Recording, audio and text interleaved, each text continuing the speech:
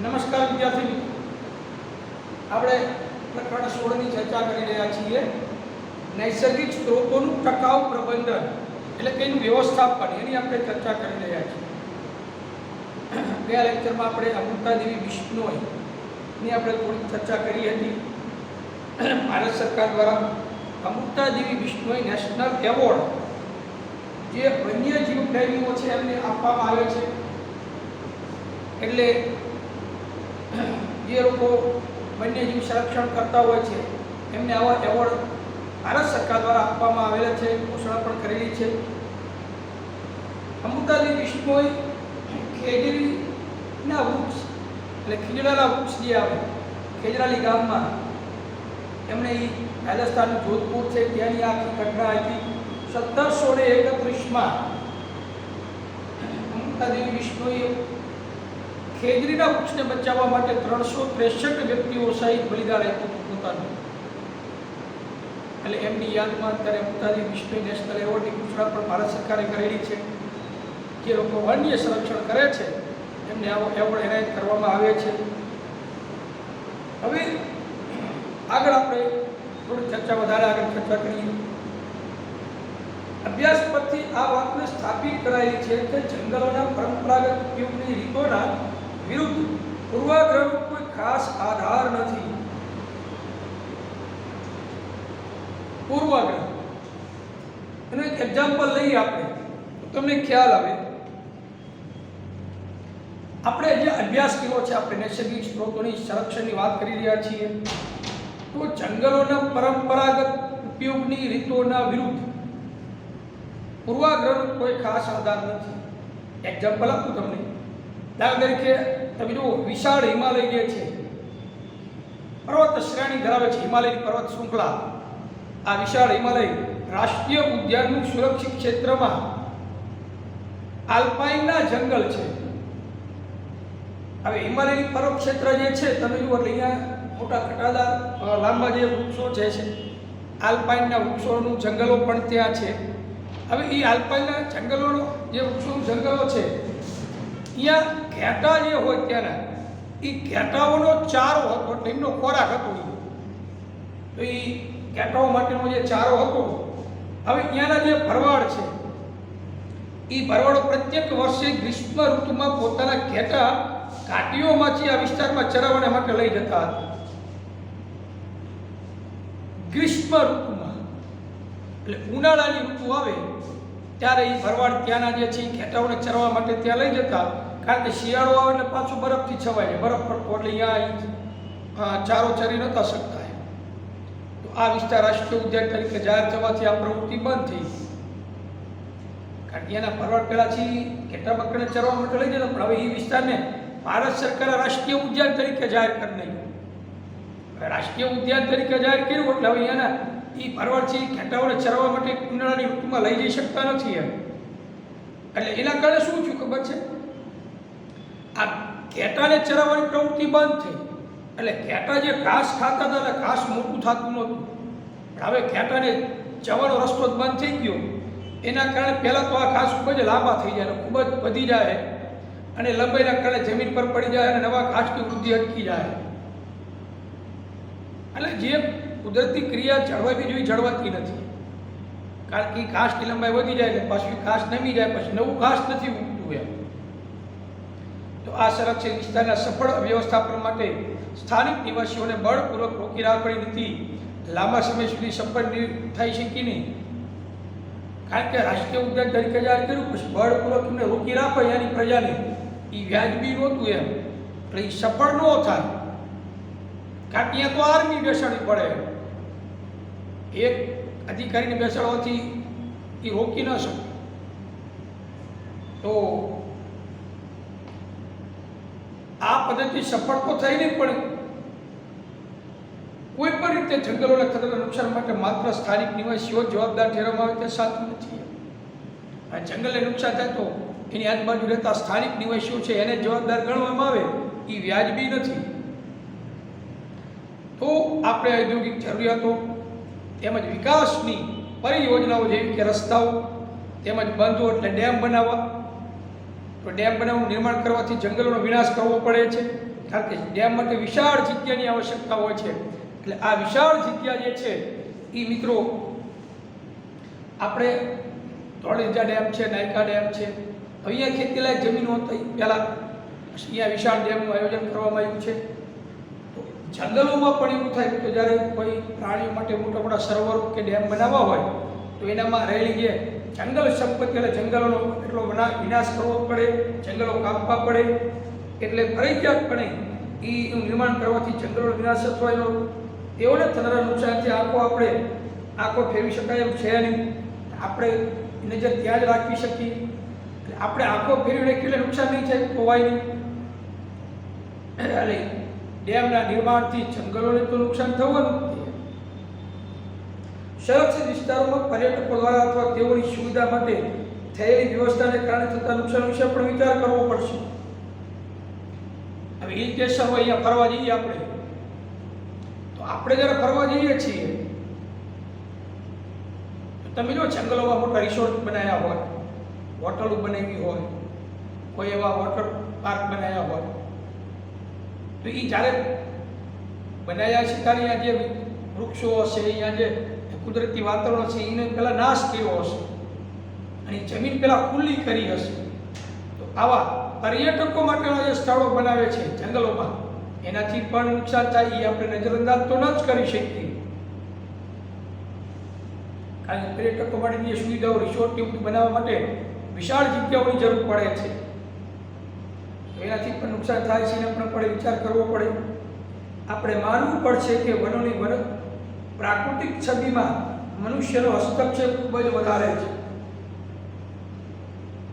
આપણે ફરજિયાતપણે એ માનવું પડે શું કે અહીંયા જે જંગલો છે એ વનોની પ્રાકૃતિક છબીમાં મનુષ્યનો હસ્તક્ષેપ ખૂબ જ વધારે છે.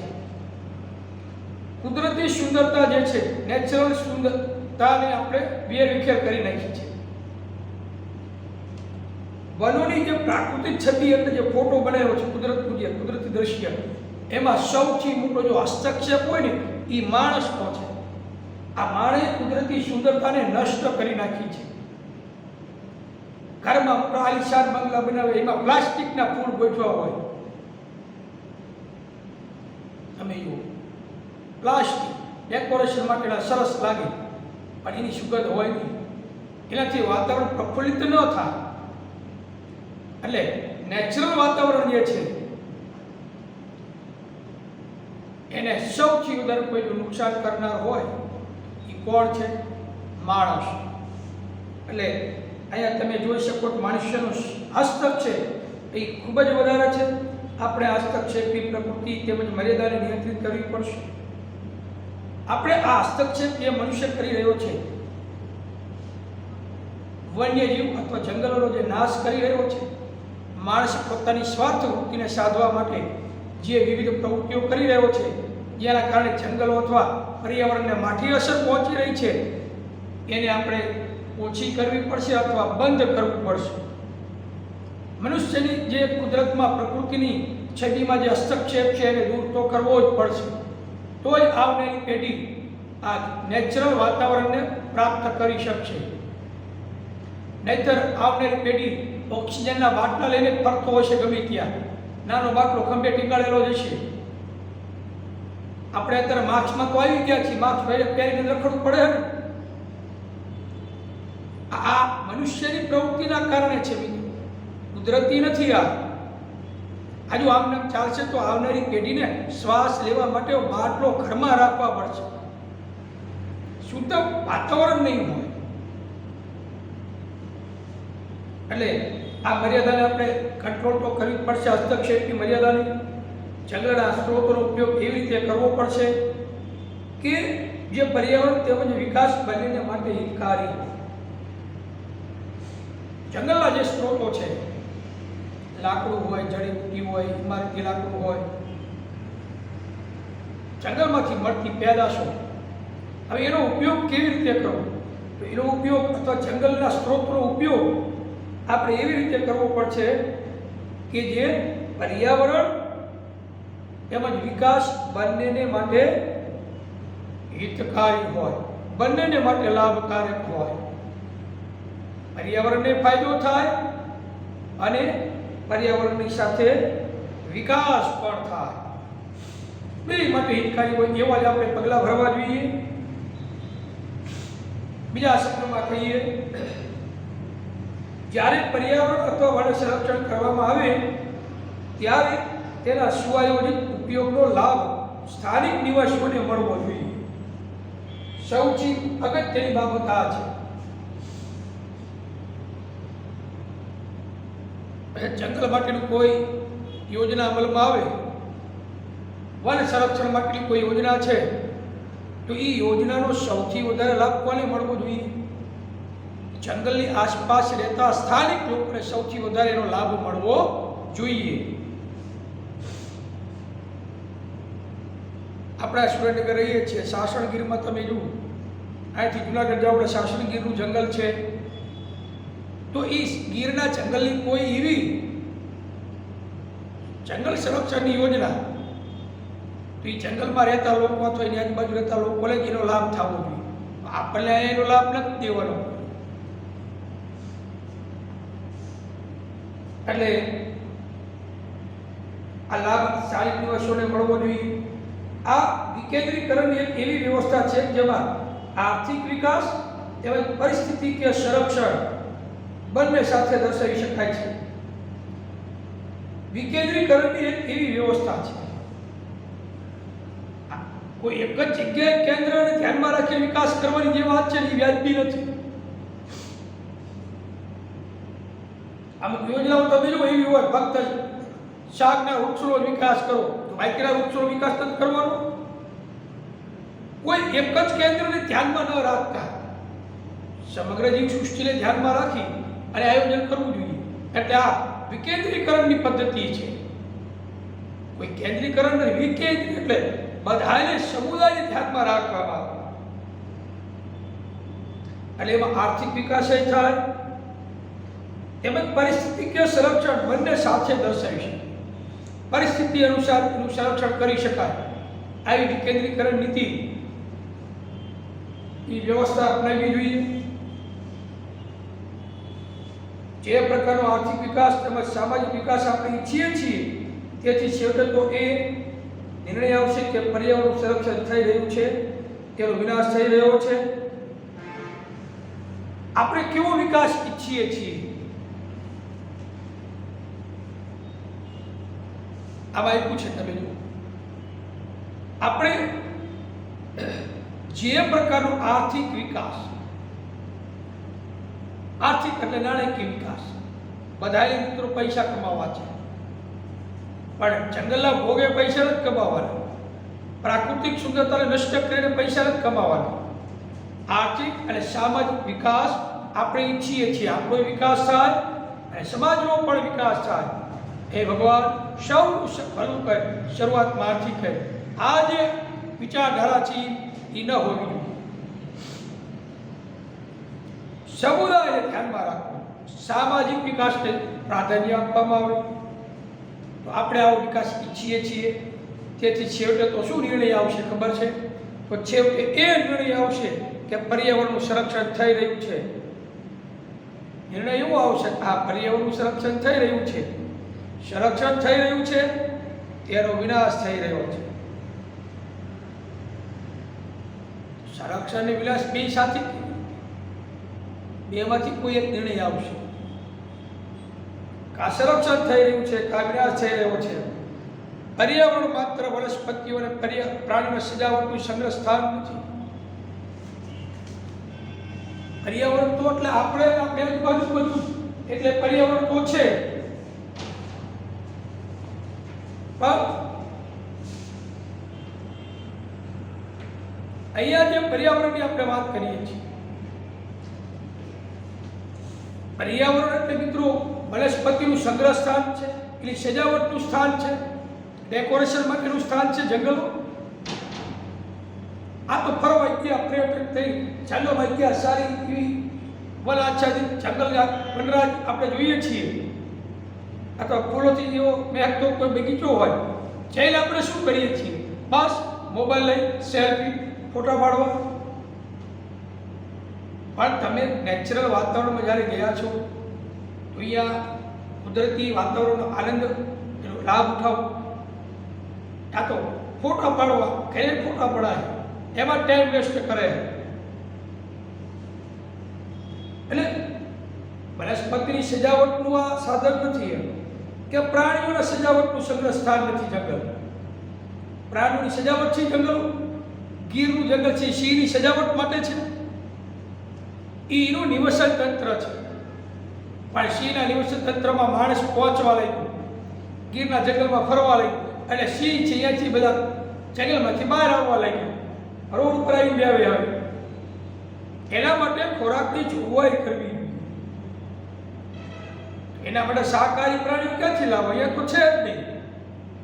તો અહીંયા વધારાના પ્રાણી અહીંયા મૂકવા જવા પડશે. વધારાના પ્રાણીઓ ક્યાં? પણ એ મિત્રો વ્યવસ્થા એવી રીતે કરવી જોઈએ.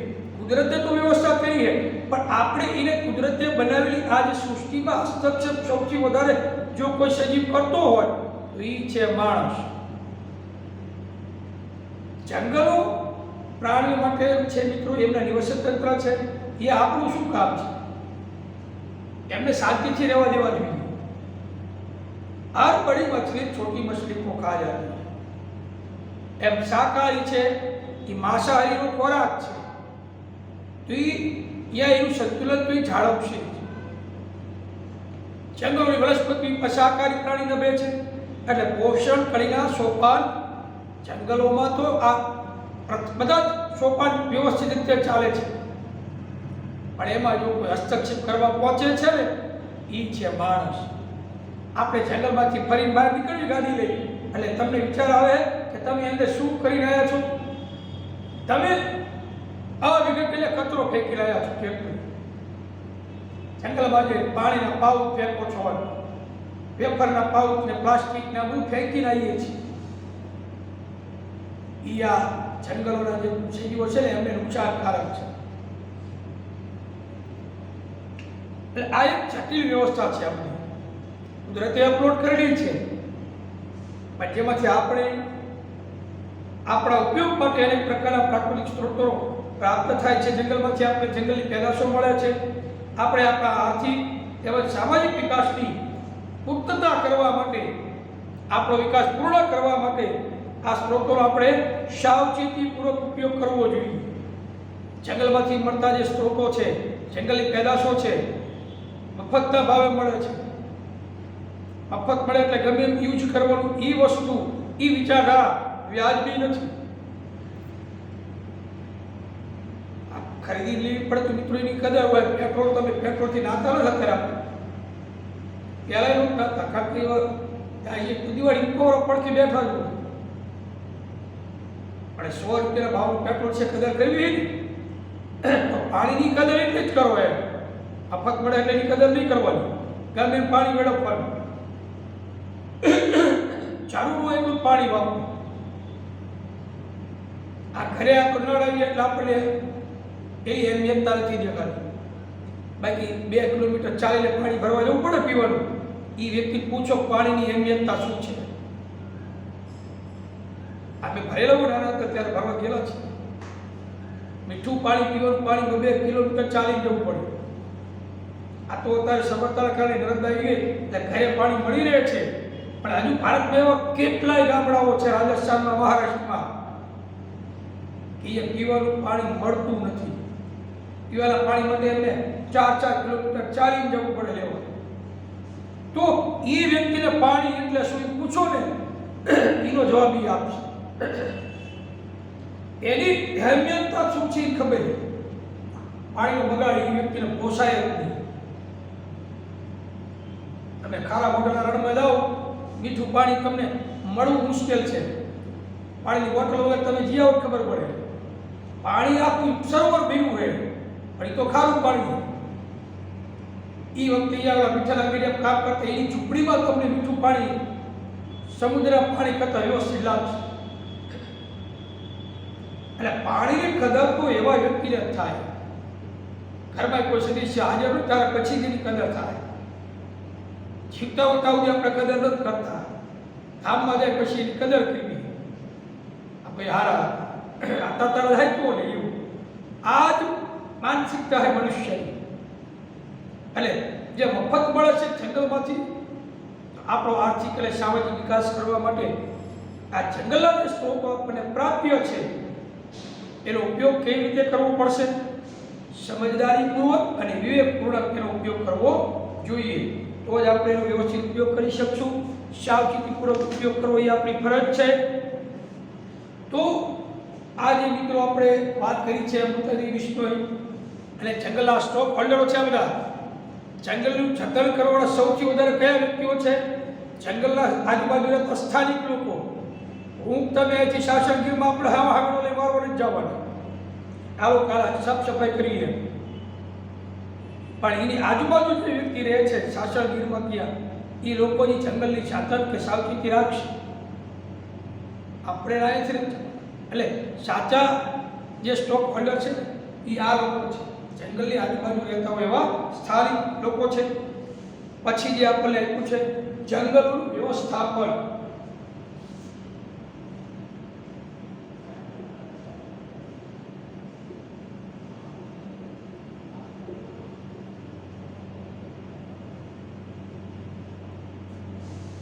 જંગલનું પ્રબંધન વ્યવસ્થાપન કરવું છે.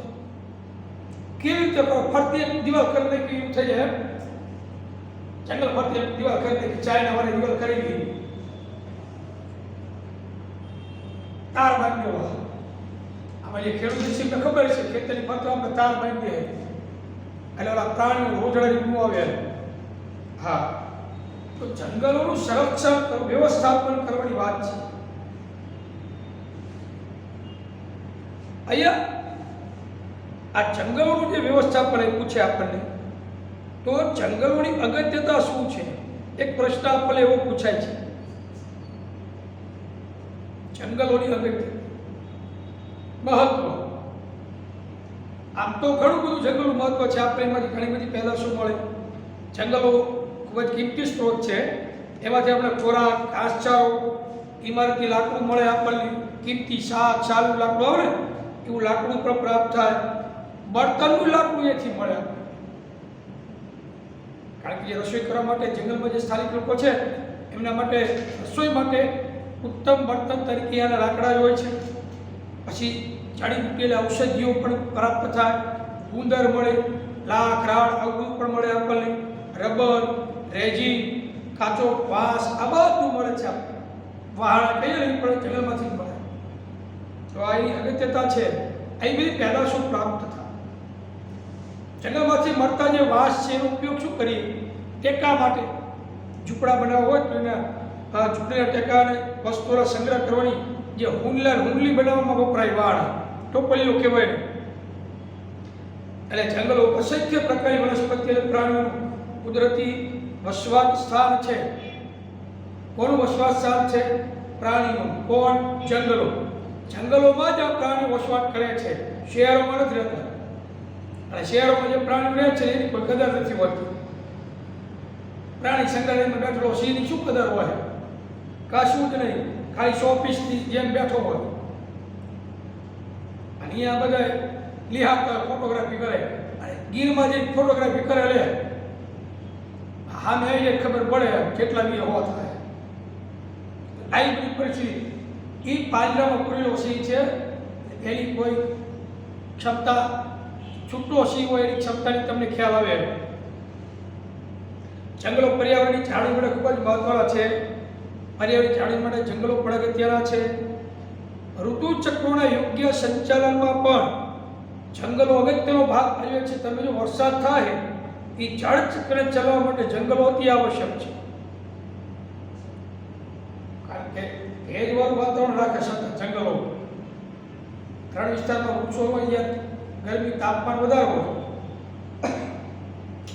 જંગલો તમે જાઓ ત્યાં તાપમાન ઓછું હોય, ભેજ ઠંડક હોય જંગલમાં.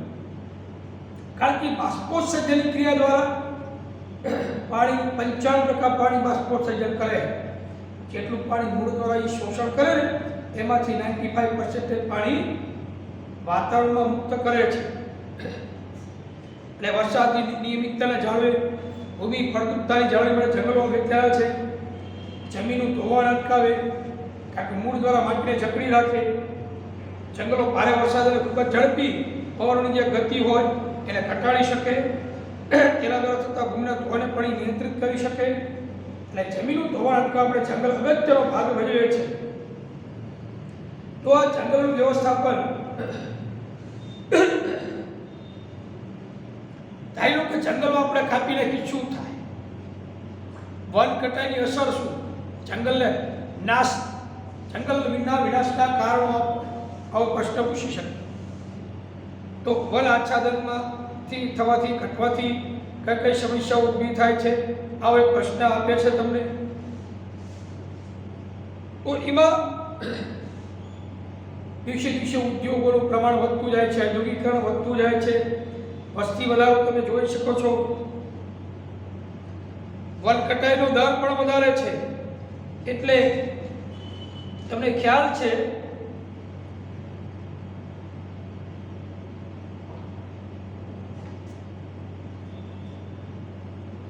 પ્રાદેશિક અને વૈશ્વિક આબોહવા ફેરફારોને પ્રેરે છે. વૈશ્વિક આબોહવામાં ફેરફાર થાય, શેના કારણે? જંગલોના વિનાશ. કારણ કે જંગલો જે ભેજનું પ્રમાણ વાતાવરણમાં જાળવી રાખે, આ વૃક્ષો જ ન હોય તો તમે કલ્પના કરો શું પરિસ્થિતિ થાય. વરસાદનું પ્રમાણ ઘટે, વન આવરણ દૂર થવાથી ત્યાંની ભૂમિનું ધોવાણ વધે, જમીનની ફળદ્રુપતા પણ ઘટે, વાતાવરણમાં કાર્બન ડાયોક્સાઇડનું પ્રમાણ વધતું જાય, વૈશ્વિક તાપમાનમાં વધારો થાય, એટલે ગ્લોબલ વોર્મિંગ વધતું જાય. એના પરિણામે ગ્રીન હાઉસ અસર સર્જાય છે. જંગલો કાપો એટલે આટલી બધી અસર થાય. બીજું, વન્ય જીવોના આશ્રય સ્થાન દૂર થાય એટલે શું થાય? જંગલો કાપી નાખો, આ જંગલમાં રહેતા જે સજીવો છે ક્યાં જાય? તો એ બધા સજીવો શું થાય? આહાર જાળની કળીઓ તૂટતી જાય, પરિણામે બધા સજીવો નાશપ્રાય બને અને લુપ્ત થાય. કારણ કે એમના નિવાસસ્થાનો નાશ થઈ ગયા, એટલે નિવાસ તંત્રની સમતુલા ખોરવાઈ જાય અને રાસાયણિક દ્રવ્યના ચક્રોનો સંચાલનમાં અનિયમિતતા ઊભી થાય. મોટા પ્રાણીઓ તો જંગલના વિનાશના કારણે શહેરો તરફ વળે, માનવ રહેણાંક વિસ્તારમાં એ પ્રાણીઓ હુમલાઓ પણ કરી શકે છે. એટલે આપણે જંગલોને બચાવવા તો પડશે, કારણ કે વન કટાઈની ગંભીર અસરો જોવા મળતી હોય છે. તો જંગલોનું વ્યવસ્થાપન આપણને આપ્યું છે. આપણે એ વાત પર વિચાર કરવો જોઈએ કે વન વ્યવસ્થાપનના ઉપયુક્ત સંદર્ભમાં તમામ દાવેદારોનું લક્ષ્ય સમાન છે. દાવેદાર એટલે હકદાર જે છે, વન વ્યવસ્થાપનના ઉપયુક્ત સંદર્ભે એટલે કયું? જંગલોનું વ્યવસ્થાપન સંદર્ભે તમામ દાવેદારોનું લક્ષ્ય સમાન છે. એટલે ધ્યેય બધેનો એક જ છે. ઉદ્યોગોને વન સંપદા મોટે ભાગે બજારની કિંમત કરતાં ઓછી કિંમતમાં પ્રાપ્ય કરાવાય છે. ઉદ્યોગો માટેની કાચો માલ જે જંગલમાંથી મળે છે એ વન સંપદા બજાર ભાવ કરતાં ઓછા ભાવે મેળવવામાં આવે છે, એમનો સસ્તી કિંમતે પ્રાપ્ત કરવામાં આવે છે. ચોક્કસ સ્થાનિક નિવાસીઓને આવા લાભથી વંચિત રાખવામાં આવે છે. વિચાર કરો, જંગલની આજુબાજુ જે રહે એને આવા લાભ નથી આપતા, પણ ઉદ્યોગપતિઓને સસ્તા ભાવે વસ્તુ આપી દે. દીવાસળી બનાવવા માટે દેવદારનું લાકડું જોઈએ, કેનું? દેવદાર.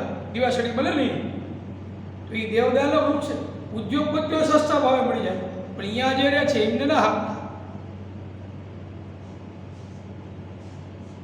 એક ચિપકો આંદોલન શબ્દ આપ્યો છે આપણને.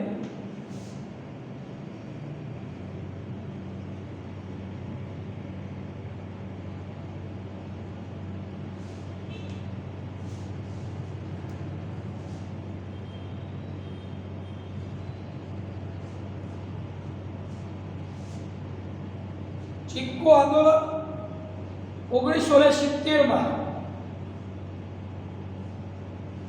1970 આપ્યું છે.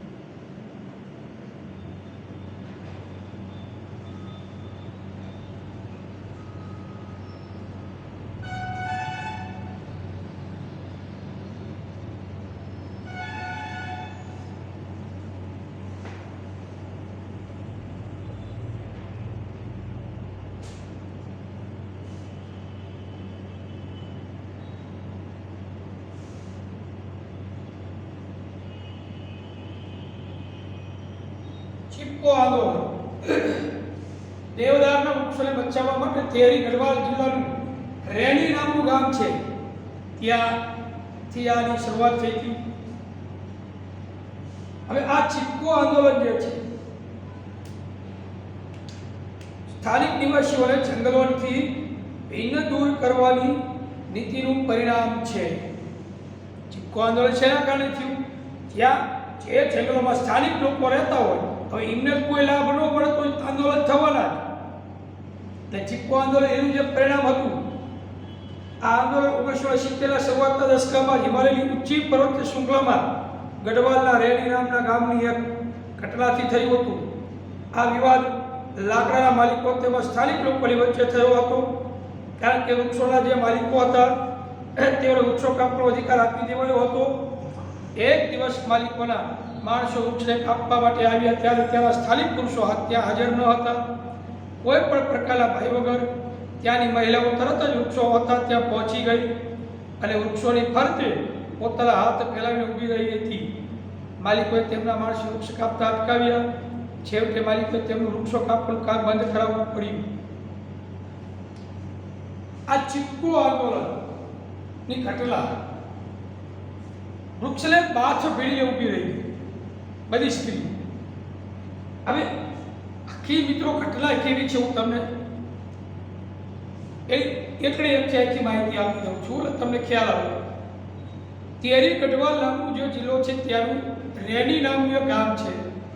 આ રેણી હિમાચલ પ્રદેશમાં જાઓ એ હાલમાં પણ છે. આ રેણી સુંદરલાલ બહુગુણ અને ચંદી પ્રસાદ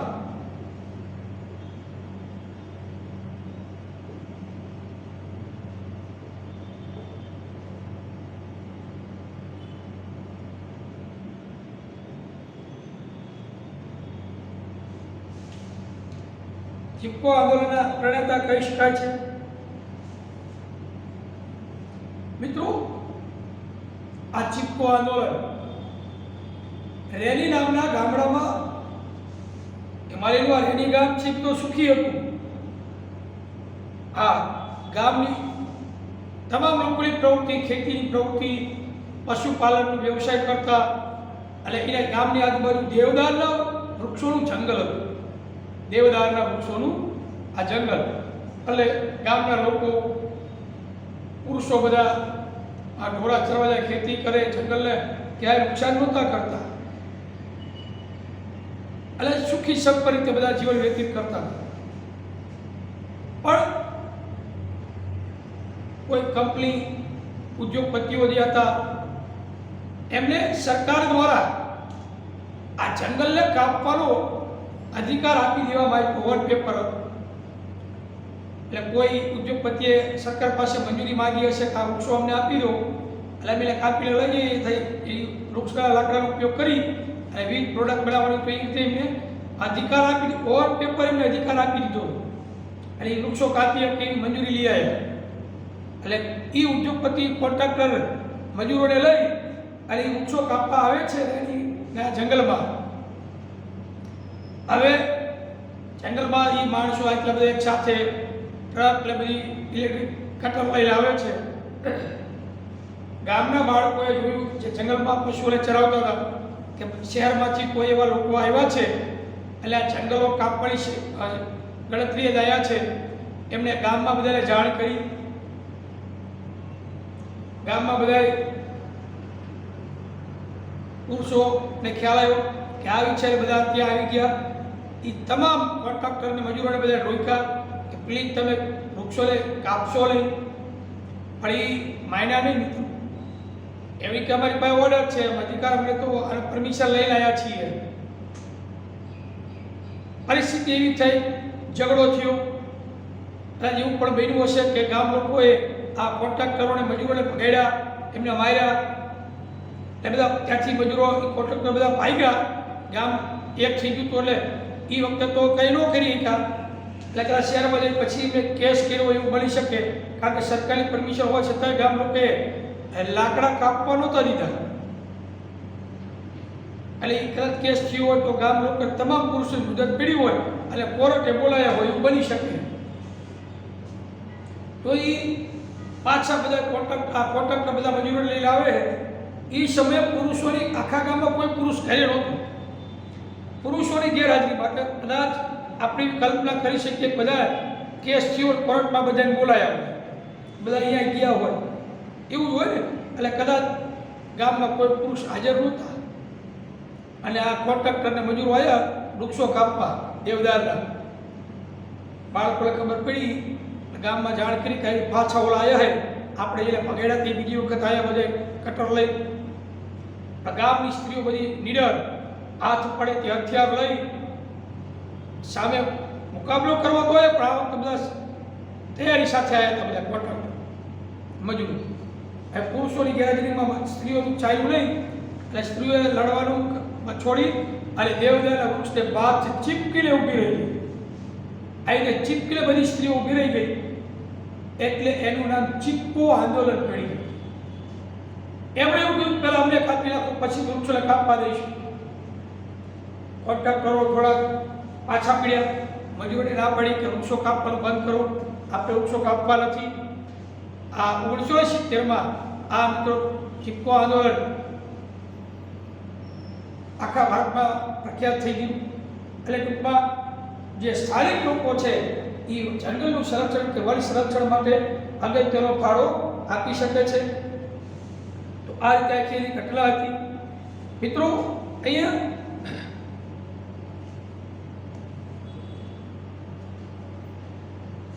પ્રાકૃતિક સ્ત્રોતોના નિયંત્રણની આ સ્પર્ધામાં પૂર્ણ પ્રાપ્ય સ્ત્રોતોનું સંરક્ષણ અનિવાર્ય બાબત છે, ખૂબ જ જરૂરિયાતવાળી બાબત છે. કારણ કે પૂર્ણ પ્રાપ્ય સ્ત્રોતો એટલે એક વખત વપરાશ કર્યા પછી બીજી વખતે આપણે એને ફરી વખત પણ પ્રાપ્ય હોય એવા સ્ત્રોતોનું સંરક્ષણ અનિવાર્ય અને ખૂબ જ જરૂરિયાતવાળી બાબત છે. આ ઉદ્દેશ્ય એના ઉપયોગની રીત ઉપર પ્રશ્ન થાય કે આનો ઉપયોગ કરવો કઈ રીતે, પ્રશ્નચિહ્ન ઊભો છે. તો લાકડાના કોન્ટ્રાક્ટરોએ તે વિસ્તારમાં બધા વૃક્ષોને કાપીને ધરાશાયી કર્યા હોત અને તે વિસ્તાર કે ક્ષેત્ર રસ્તા માટે ઉત્સાહિત કરી નાખ્યો હોત, જ્યારે સ્થાનિક જન સમુદાય વૃક્ષોની કેટલીક શાખાઓ કે ડાળીઓને પર્ણોને જ કાપે છે, જેથી સમય જતા સાથે પૂર્ણ તેના જૈવિક ભાવની પૂર્તતા થાય. ચીપકો આંદોલન થયું, એ ત્યાં જંગલ કાપી દીધું, કાપવા દીધું હોત તો અત્યારે મેદાન થઈ ગયું હોત. અને એ સ્થાનિક લોકોએ આંદોલનના કારણે વૃક્ષોને કાપતા અટકાવ્યા. બરોબર, એ વૃક્ષોને કાપતા અટકાવ્યા છે, પણ સ્થાનિક લોકો તે જંગલનો ઉપયોગ તો કરે જ છે મિત્રો, પણ એ સમગ્ર વૃક્ષને કાપતા નથી. એની પર્ણો અને ડાળીઓને છૂટે છે, એટલે ફરી પાછા નવા પર્ણો ઉગે, નવી ડાળીઓ ઉગે, એટલે એ પૂર્ણ પ્રાપ્યતા સતત મળતી રહે છે. તો અહીંયા સમય જતા એ સાથે પૂર્ણ તેના જૈવિક ભાગોની પૂર્તતા થાય. ચીપકો આંદોલન ખૂબ જ ઝડપથી માનવ સમુદાયમાં ફેલાઈ ગયું હતું, તેમજ લોક સંચારે પણ તેમાં યોગદાન આપ્યું. સમયાંતરે બધા લોકો એમાં ઇન્વોલ્વ થતા ગયા અને સરકારે આ બાબતે વિચારવા માટે લાચાર કરી દીધી હતી કે જંગલ કોનાથી છે. સરકારને વિચાર ફરજિયાત કરવો કે લાચાર સરકાર થઈ ગઈ, કારણ સરકારને વિચારવું પડ્યું કે આ જંગલ કોનાથી છે, ઉદ્યોગપતિઓથી છે કે સ્થાનિક લોકોથી છે. સ્થાનિક લોકોથી જંગલો છે, આ તમને કહ્યું. આપણે અહીંયા રહેવી, આપણે જંગલની અહેમિયતતા ખબર છે, ગીરમાં જે રહીને ખબર હોય. હું તમે ક્યાંય ગયા ગીરને એક જંગલના વૃક્ષને બચાવવા, ત્યાં હું હાલે જોઈ ગયા, કોઈ નથી જતા. આપણે તો જ્યાં જે રહેતું હોય એને જેની કદર હોય. આપણે તો સેલ્ફી ફોટા પાડીને આવતા રહેવી છીએ. એટલે સરકારે લાચાર કરી, સરકારે વિચારવું પડ્યું ફરજિયાત કે આ જંગલ છે કોનાથી, એટલે જંગલોના સ્ત્રોતોનો સદુપયોગ માટે પ્રાથમિકતા નક્કી કરવા માટે પૂર્ણ વિચારણા, ફરી વખત વિચારણા કરવા માટે લાચાર બનાવ્યા હતા.